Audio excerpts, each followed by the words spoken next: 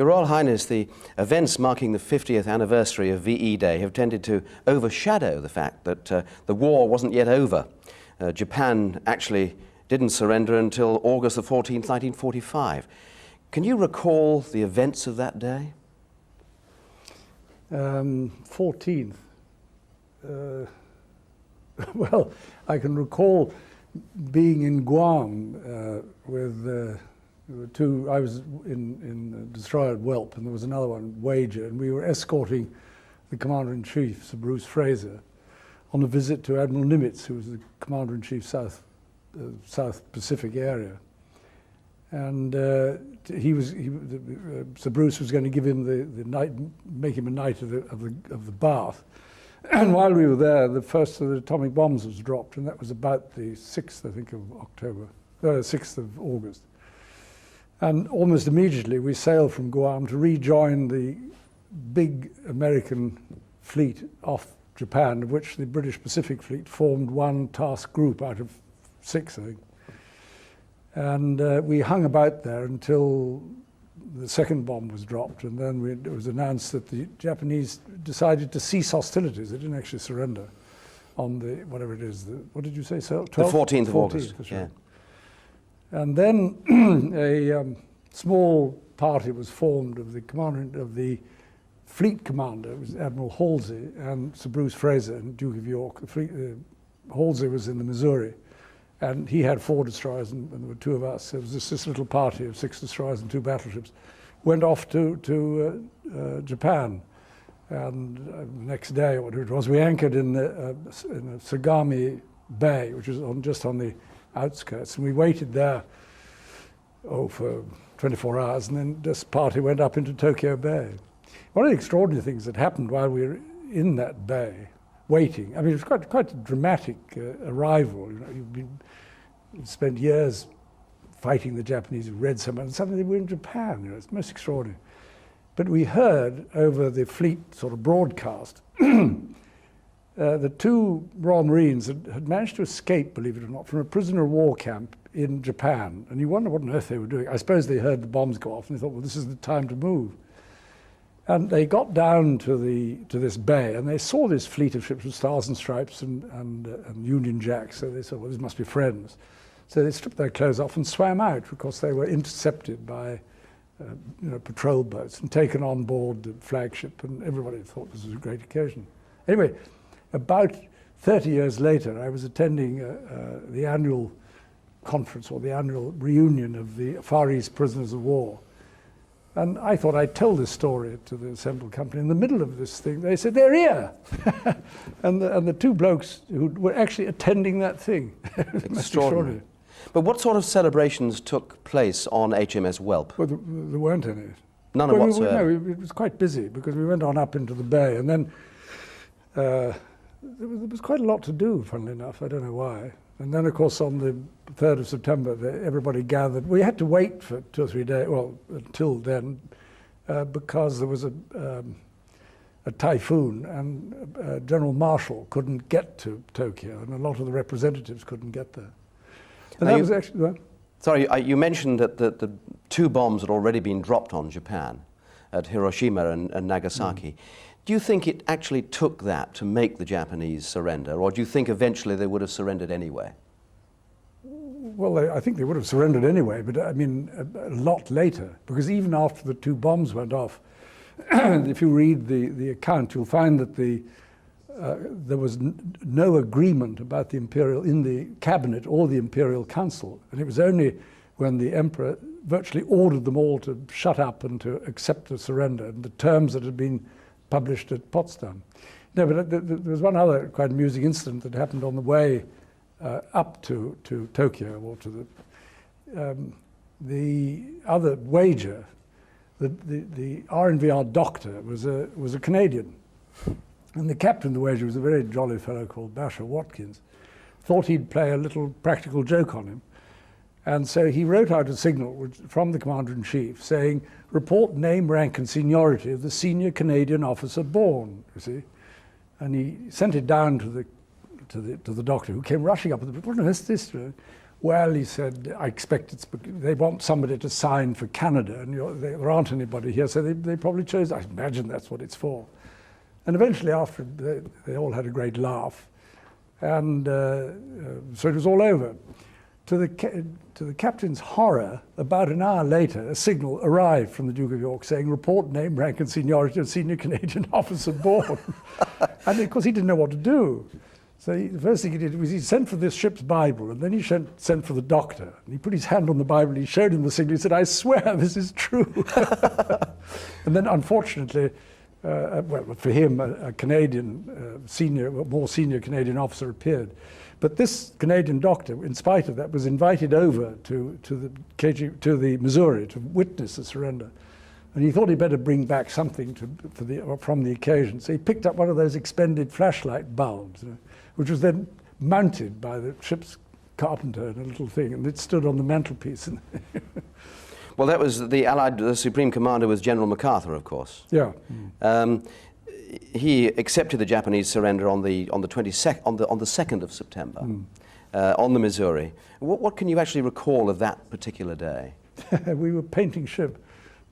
You were painting? Not you yourself, I hope. Well, not quite, but I mean, I was organising it. Because we'd been at sea for quite a long time, we thought we'd better look a bit smarter. And there wasn't anything going on that day, so we had everybody. And we have these sound reproduction equipment, they were loudspeakers. Yes. And so we had them picking up the commentary on the thing, and I hung them over the side so the sailors that were slapping the paint on could listen to what was going on. They could paint in time to the music, perhaps? Well, if there was any, yeah. Well, now, you'd come a long way from your days as a prize-winning cadet at Dartmouth College. Sounds as if I'd been to the Royal Show and got a Rosetta. No, I know that your grandfathers were both sailors, your father was a soldier. But I believe you yourself really would have preferred to have joined the Air Force originally. So why did you end up joining the Navy? Preferred. I don't know, at that time it seemed to be, I mean, I'd just come out of school, so I not preferred, no. I mean, I think that if I'd left to my own devices, I think I probably would have signed up for the Navy, but I was eventually persuaded by my uncle, Lord Mountbatten, that it might be more sensible to go into the Navy. Did you have any regrets about joining the Navy rather than the Air Force? Only in so far that if I joined the Air Force, I wouldn't be here now. Not if I joined in 1939. You would have been I would have been the bomb. Pushing up the daisies? Oh, I think so, yeah. Now, your old schoolmaster and the founder of Gordonston, Kurt Hahn, wrote in your report, and I quote here, Prince Philip will make his mark in any profession where he'll have to prove himself in a full trial of strength. Was there any doubt in your mind that you would pursue a military career? Oh, yes. I mean, it never occurred to me that it was only because the war broke out that it seemed to be easier to join than be called up. And so it was inevitable that I think it was inevitable that I was going to be in one of the services during the war. I mean, people of that age, we just did. But I mean, before that, it hadn't really occurred to me. I had vaguely thought of what could I do. A bit difficult being stateless. What sort of aspirations did you have? Oh, I don't know, farmer or something, I suppose. A farmer? Well, I don't know. I really have to wait and see. So your first ship was HMS Ramillies? That's it, What do you remember about that ship? It was the first time you really went to sea. I joined her in Colombo, and it was very hot, I seem to remember. We lived in fairly Spartan conditions. We had the midshipman lived in what was called a chest flat, which was a hole right down. It had no outside scuttles or anything. And there was no air conditioning and no and we had a bathroom and just a space where we kept those chests, sea chests with our kit in it. It was so hot down there, we didn't sleep down there. We had camp beds on the upper deck.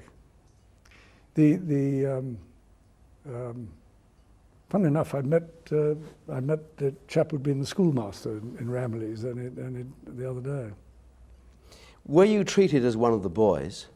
Well, I was, yes. There weren't any girls in those days. No, but I think you know what I mean. I mean, you were, after all, a prince. Yeah, didn't being plunged amongst midshipmen. No.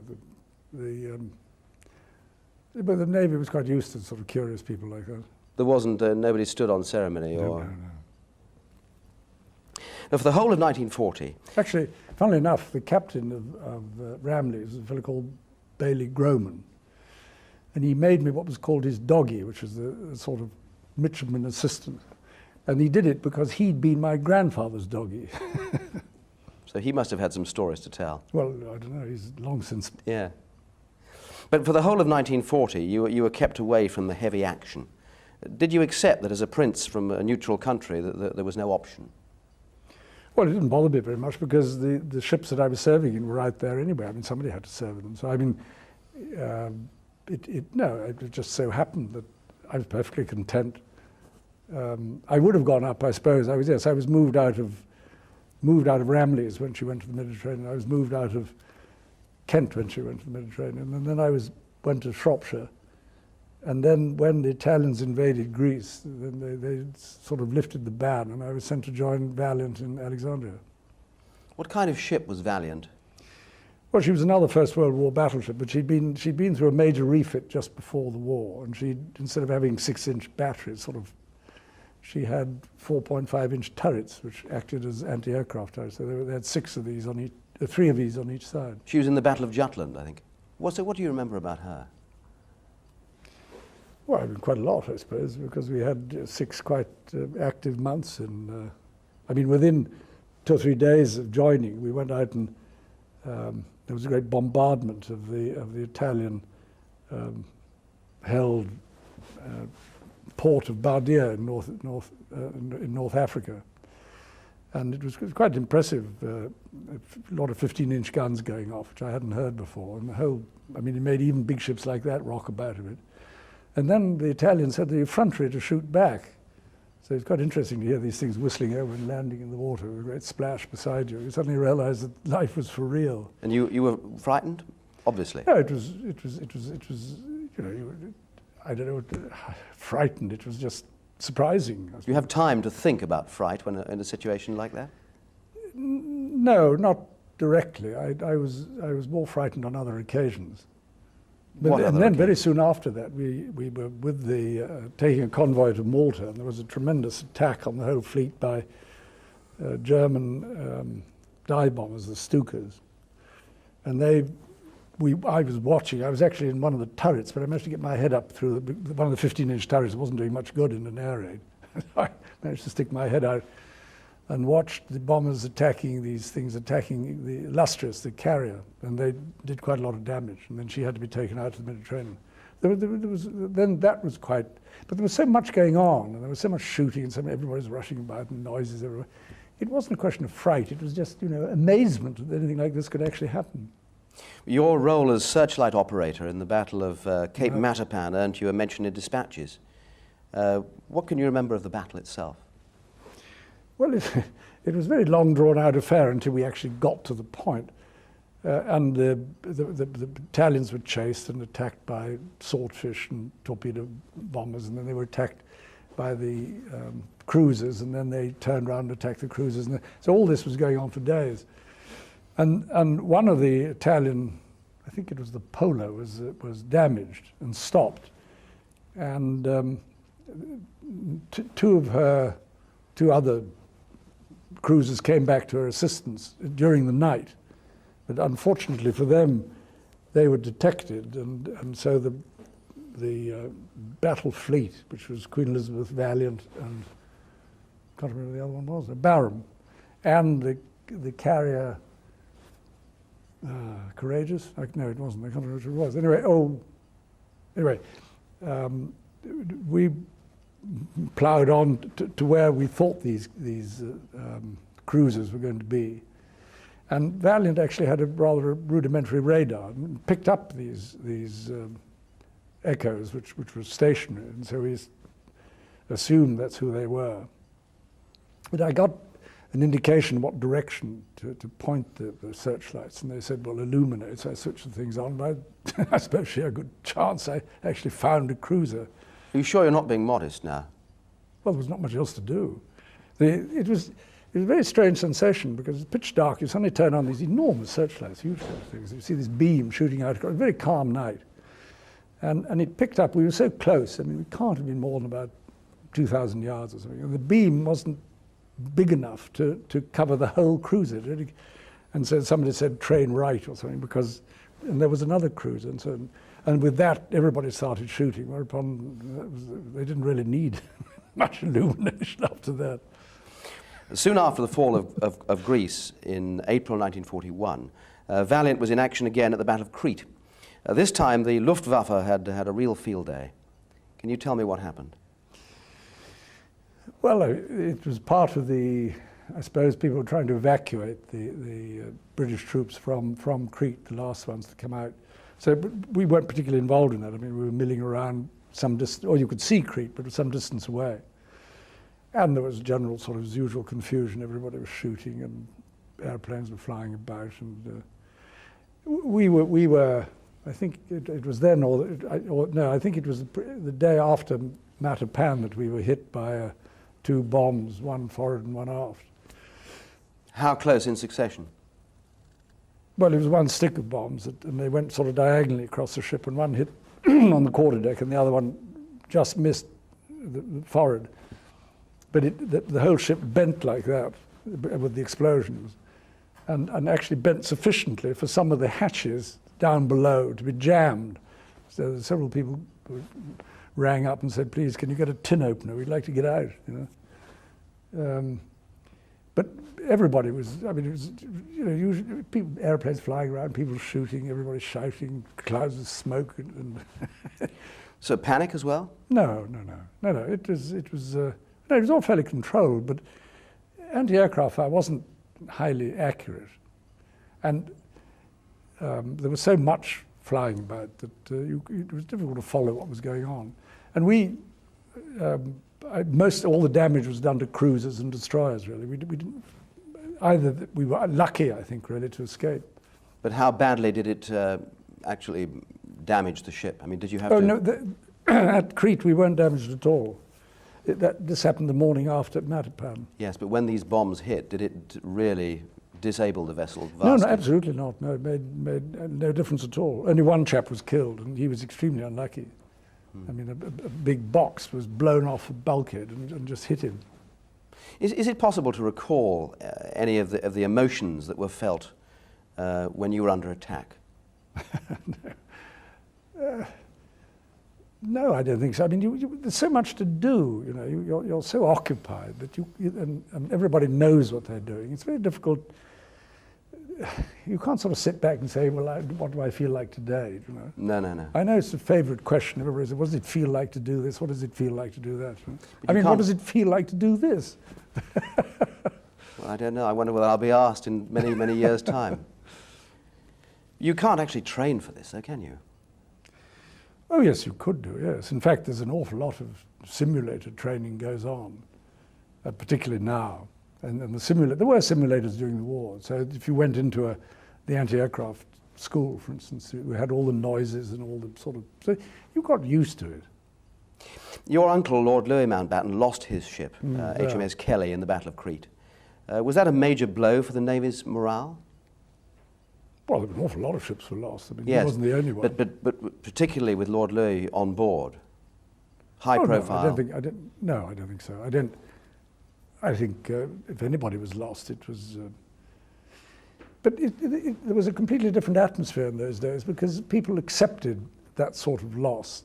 It was part of the fortunes of war. I mean, we didn't all have counsellors rushing around every time somebody let off a gun. You know, say, "Oh, you all right? You know, are you sure you haven't got some ghastly phobia or whatever it is?" He just got on with it. I saw him when he came back to Alexandria because he was picked up. And I always remember because he'd been swimming about for quite a long time in water. So his eyes were sort of bright orange, well, sort of, not orange, sort of red with the salt. Colour. No, from the oil in the water. But everybody got back to work again very quickly. Did being involved in the battles of Matapan and Crete change your outlook on life? I mean, young men are notorious for thinking, oh, well, it'll never happen to me. But in fact, it did happen to you. No. I mean, I think we all took it as being part of the business. We were doing fighting if we weren't going to fight. Coming through any kind of military action must galvanize spirits, though.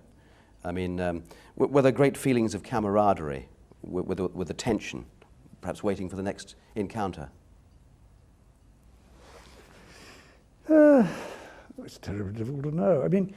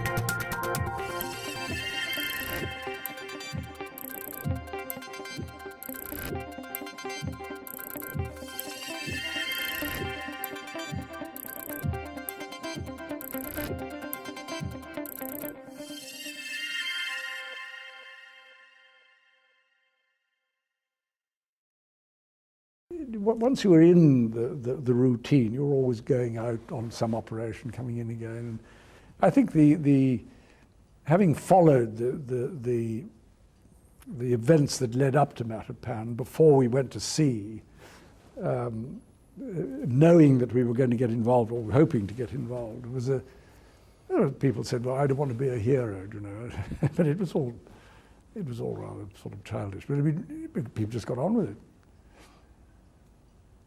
And by the time you appear to have built up a reputation as a man of action who didn't really stand on ceremony, your journey home to the UK by a coal-fired ship, troop ship, for instance, do you remember the Chinese stokers going on strike, jumping ship at Puerto Rico? Yeah. What happened? They went on strike and left. And then they called, there weren't very many passengers on board, as a matter of fact. I think there were 3 RN midshipmen and 1 merchant navy apprentice. We'd managed to transship at Durban, and we hoped to get home quicker. In fact, we didn't really, but we pulled in at Puerto Rico to refuel. And so we were asked to volunteer, so we went down and did some coal trimming. I got a certificate from the Canadian Pacific saying that I'd qualified as a coal trimmer, but I've lost it, needless to say. Hard work? It was quite hard work, yes. Lost a few pounds in weight now. I really like it, yeah. Why did they go on strike in the first place? I have no idea. I wasn't paying much attention. We then went on to Newport News, and where I managed to, with the 3 of us, managed to hire a car and drive up to Washington, which was quite funny. We were in white uniforms and drove back through the pouring rain and had a flat tire just before we got back to Newport News. And of course, trying to change a tire in the rain in white uniform left us looking pretty scruffy. What did you do in Washington? I just walked around and had a look. And when you were there, what was the American attitude towards you? British naval officers, I mean, there was no covering it up, you were in uniform. Yes, but I think there were so many uniforms, and Washington's a very cosmopolitan place. I don't think anybody noticed, frankly. Well, in 1942, you joined HMS Wallis for convoy duty off the east coast of Britain. A very, very different role altogether, having been in action so much in the Mediterranean. Was this a bit of an anticlimax for you? Oh Lord, no! I mean, the North Sea was a very active place. E-boat alley, I think it was called. Yeah, well, that's off the Norfolk-Suffolk coast, yes. But we used to start with convoys in the Firth of Forth at Methil, and then take them down to Sheerness, and we'd spend a night in Sheerness, and then pick up another one and take it back again. But they advanced at about 6 knots on average, and as the tide was 5 knots, it wasn't really we didn't get anywhere very fast. And then at night there were usually alarms about E-boat attacks, so we had to rush around and fire star shell, and I don't think we really had a serious encounter with E-boats. I mean, I think I saw one the whole time I was there. Was it frustrating for you then, having been in so much action in the Mediterranean? It seemed a bit quiet. No, absolutely. No, not at all. No. I mean, we were much nearer. Don't forget, that's very close to the French and German coast. Aircraft could fly out very easily, and did. And there was bombing over this country. They came over the whole time. There were E-boats coming out. No, it was much more in the front line. Within a few months, you were promoted to first lieutenant. First of all, I was promoted to lieutenant because I joined as a sub-lieutenant. And then after I'd been a lieutenant for whatever it was, I don't know, about 3 or 4 months, the then first lieutenant left, and the captain was left with really a choice of getting a new first lieutenant or moving me up into the slot. So he decided to move me up into the slot and got a sub-lieutenant instead. So that was very good. Were you, was this part of your desire? Were you very ambitious? No, I don't think so. I was quite surprised, I suppose. And pleased? Oh, yes. Now, there was some friendly rivalry with a young officer, an Australian called Mike Parker, later to become your equerry. How did this rivalry manifest itself? Well, it didn't. Was he not on he was on a ship called Lauderdale, HMS Lauderdale? Is that right? I didn't know him at that time. Right. I only met him in Australia when we were in the same flotilla. He was in Whirlwind, and was it Whirlwind? And I was in Whelp. We were in the 27th flotilla. But I mean, we saw a lot of each other after that because he was one of the ships that was in Hong Kong, and we got to know each other and played squash. That's what. Good mates. Yeah. Yeah. I read that as a young naval officer, you were pretty much a perfectionist. Is that the case? At what? A stickler for perfection. I don't think so. Not particularly. I mean, I think everybody tried their best to make the best of the job. We had very good people. Some might see the Navy as a rather solitary life for a 21-year-old bachelor, separated from his family, his friends by war and thousands of miles.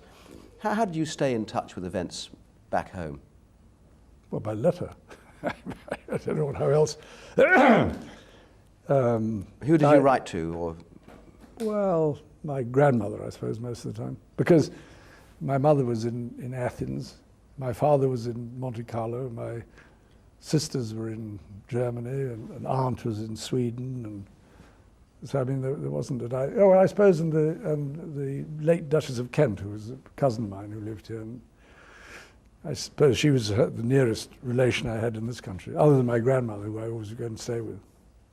And you got letters from the young Princess Elizabeth too, I believe, perhaps at that time. Yeah, sort of off and on. Did they mean very much to you in those days? Well, yes. I mean, everybody was glad to get a letter. Yeah. You had been a guest of the royal family at Windsor. What kind of wartime leaders were the King and Queen in those days? What were their great strengths that you had picked up and seen? Well, I only saw them off duty anyway. When they came down to Windsor for a weekend, that's as much as I ever did. I spent Christmas there once. So I never saw them in that light. I mean, they were sort of hosts on those occasions, and it was very much a sort of family party, and exactly as it might have been anywhere else. So I wasn't involved in the what you like to call it, the official activities, and I never saw them functioning, as it were, in their specific or doing any of their particular duties. We've seen great archive material of them walking over ruins in the East End and oh, sure, sort of but thing. I mean, I wasn't around. Well, no. I was, but I mean, not when they were there. I mean, I was not very far from here on leave from Rosyth, and I was actually having a bath rather comfortably in my uncle's flat in the top, well, little house he had in Chester Street. And I was lying there thinking, this is rather splendid, and wondering what I was going to do that evening, when a doodlebug went past the window, and it landed just not very far away back there with a loud crump. Made you get out of the bath pretty quick and dry yourself. Well, I reckon it was too late by then, so I just stayed in the bath. During the spring of 1944, your new ship, HMS Whelp, was being built in Newcastle. You spent some time around the shipyard waiting for the completion of work. Was that duty very frustrating, waiting for your ship? No, it wasn't at all frustrating. What you had to do, a ship, while it's being built, they send a certain number of people in advance, the chief engineer and the first lieutenant, who's the executive officer, the administrative officer, on ahead to, in a sense, to supervise the final fitting out. And there are all sorts of little things. They say, where would you like this piece of kit? Where would you like that? And how would you like this arranged? And you had to, stores were coming in, you had to, so that the thing was a combination of work together with the builders, which was Hawthorne, Leslie and Hepburn, and for the Navy, if you know what I mean, for all the sort of internal naval arrangements. Then you had to write things like standing orders and look and see who you were going to get. And then people drifted in all the time, so you had to accommodate them. And I mean, it was a sort of administrative business, simply getting the ship ready for commissioning. And you were living at that time in a boarding house? No, in a hotel. I think it was called the Gordon Hotel, somewhere or other. I can't remember what it was. Sort of residential hotel? I think so, yes. Yeah. Which probably gave you an insight into the man in the street, as it were. The man in the street live in a hotel? Well, if you would like to put it that way. I mean, we had lots of men in the street, off the street in the Navy. I mean, most of the ships, most of the men in Wallace came from Liverpool. And a lot of the ones in Whelp came from South Wales.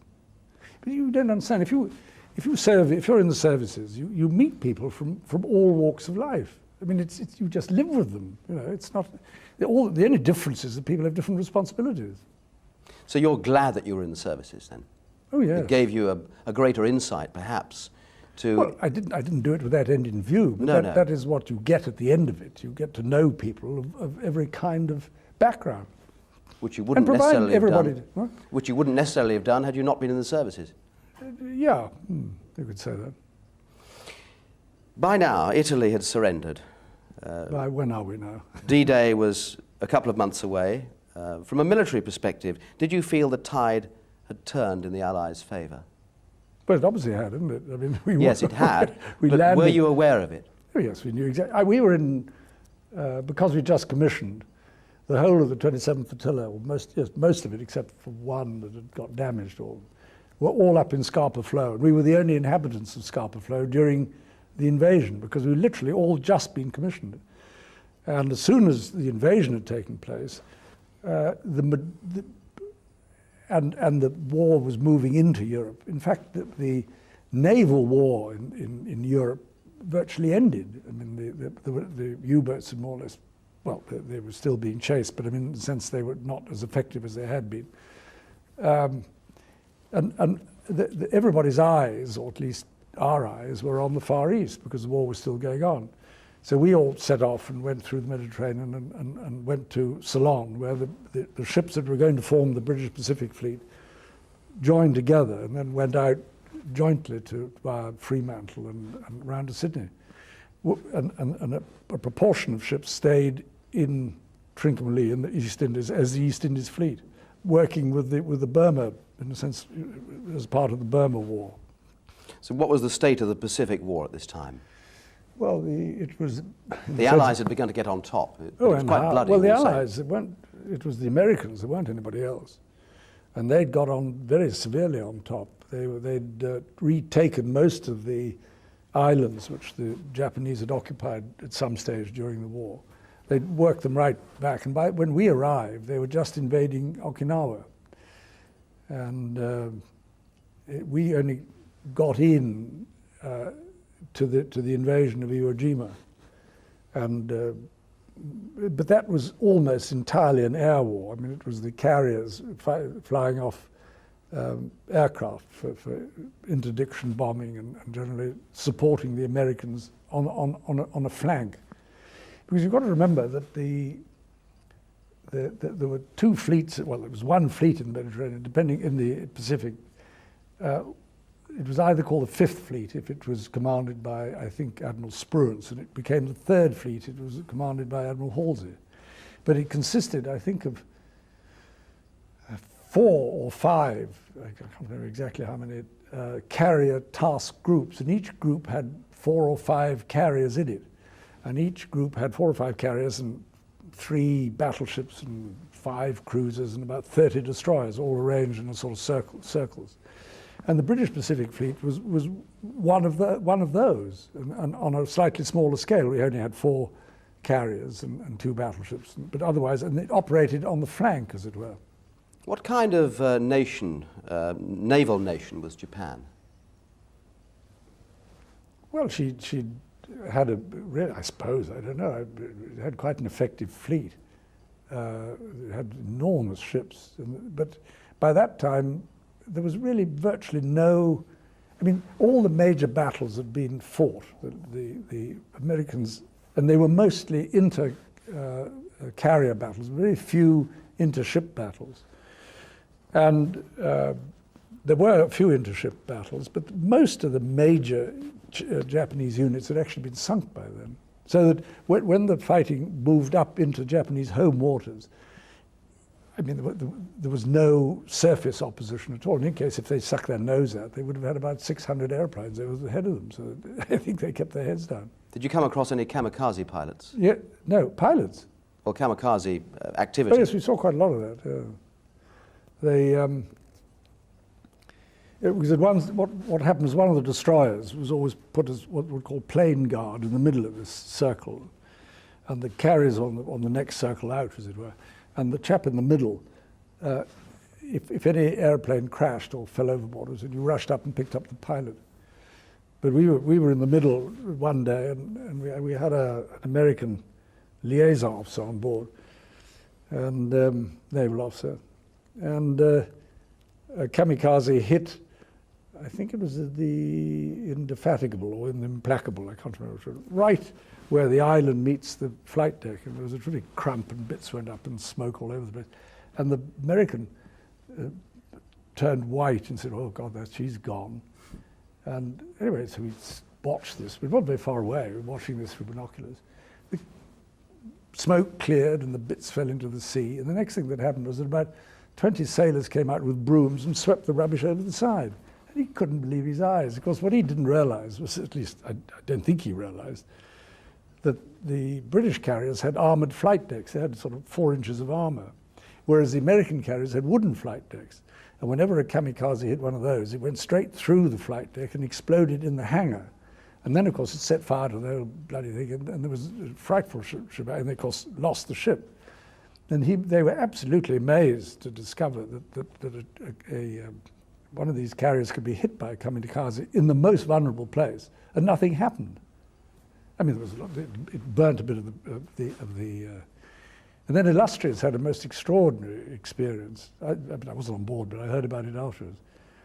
They had, sticking out in front of the compass platform, where the command stood, which sticks out in front of the island, they had a big radar aerial, sort of cheese thing, about 6 foot across and about that deep, and this aerial going around inside. And a kamikaze attacked them, and the tip of its wing went through the radar dish in front of them. So you can imagine what it must have been like standing on the bridge, and it crashed terrifying into the sea beside them, and nothing happened to anybody. Quite terrifying. But Bruce Fraser was actually on board an American battleship, I think it was, but just before the BPF arrived out there, and he was up on the command platform.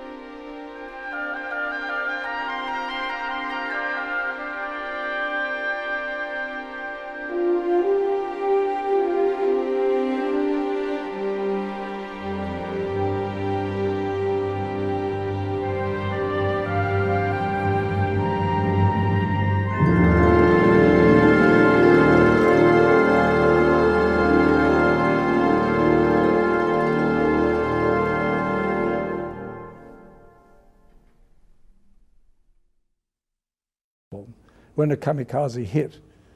And he had General Lumsden, a Royal Marine, standing next to him, who was killed outright, and several other people were badly wounded on the bridge. And Admiral Fraser absolutely didn't have a scratch. Most extraordinary. Were there feelings of envy as Europe celebrated victory over the Germans and looked forward to peace, while the job, in fact, in the Pacific still had to be completed? No, certainly not envy. I think relief. I mean, we were all delighted that it was over in Europe. I mean, don't forget that everybody on board had families and friends at home, so they were absolutely delighted that it was over. You know, they didn't have to worry about their wives or parents or girlfriends. Did you take any time to celebrate VE Day? Did you have time? We were at sea. We were coming south because we'd been running for the best part of I suppose, where was it? About 12 months. And so we were sent down with one other destroyer and Illustrious back to Australia for a refit in Melbourne. And we were there from the I suppose the end of April till when we sailed with the Duke of York on something like the end of when would it have been? End of April, beginning of June, and we left end of July, so we had about 6 weeks out there. And there was a certain amount of celebration in Australia, but of course by the time we arrived there, it was all over. And everybody was much more, at that time, much more concerned with the war in the Pacific. You talked about friends and family and this sort of thing. Was Princess Elizabeth able to communicate in her letters the relief that Britain felt? Life of me, can't remember what she wrote in her letters. But they were numerous, obviously. No, not particularly. She was quite busy too, don't you forget. Yes, exactly. Do you think the veterans of the Far East are given enough credit for the way they conducted themselves in wartime? By whom? Or are they overshadowed, in fact, by European forces? Well, speak for yourself. Well, you say by historians, I really meant. Not that I'm a great historian. It depends what history you read. I mean, if you read an account of the war in the Far East, they get full credit for what they did. Some people obviously were more interested in the war in Europe, and some people were interested in the war in the Far East. I think, I mean, everybody had their nose to the grindstone in the sense that you didn't stand around discussing things as if you were attending an editorial conference or something. You mentioned Australia and the Australians. With the benefit of hindsight, how would you assess the performance of the Allied fighting forces in the Pacific? Oh, they of course had been at it very much longer in the Pacific. I mean, they were fighting in Borneo and in the Solomons, and both their navy, the ships and soldiers, and they had a very, very rough time, and they were fighting under extremely difficult conditions, tropical conditions, jungle conditions, and they acquitted themselves brilliantly. And the New Zealanders also in the Solomons. It was a very, very difficult war against the Japanese, and they did extremely well. I mean, there was no one ever doubted, and there were, of course, several Australian ships were part of the British Pacific Fleet as well. How did the war years shape your character? No idea. Who were the major influences on your life during these years?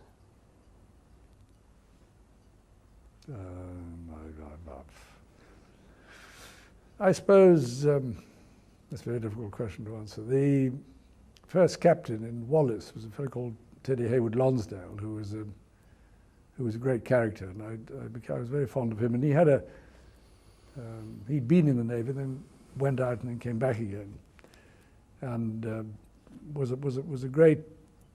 I mean, he was a great gentleman and leader, and I think had a very considerable influence over the way people behaved on board. I suppose, I mean, all the sort of people you served with had an influence on you, you know, whether they were the captains. Captain Norfolk, for instance, he was a commander then, had an influence. The captain, and then friends, other first lieutenants, because you've got to know, that's how I got to know Mike Parker, but I mean, there were 7 or 8 of us, all first lieutenants in the same flotilla, so it was a sort of first lieutenants club, you know, we all got to know each other, and we all had the same jobs. Of all the ships you sailed in, does one particular one stand out as being your favourite? Well, what do you mean during the war, or at all? Yes, during the war. Well, I suppose I spent longer in Whelp than in any other, and I was first lieutenant, second in command, in a sense, from beginning to end. So, yes, that was probably, and it took me all the way from Scapa Flow to Tokyo and back again.